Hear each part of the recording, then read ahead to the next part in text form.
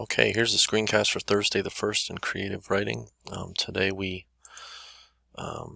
this is under the final project header. We're working on the final plot triangle. Students were instructed to try and research and understand what it is they're going to do with their stories. The directions are pretty clear right here.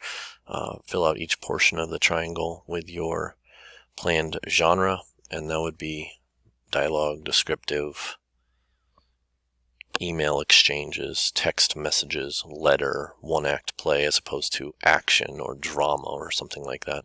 So the genre, the planned perspective, and whose eyes you are going to tell it through. If you're saying third objective, obviously we don't need a character, but if you're saying first person or third limited, then we need to know whose eyes it's being told through. And then you're going to write then a brief description of the plot, like 1 to 2 sentences of what would happen in each part of your story. So if you can finish that up by Friday, that'd be awesome. Thanks so much for your time. Let me know if questions.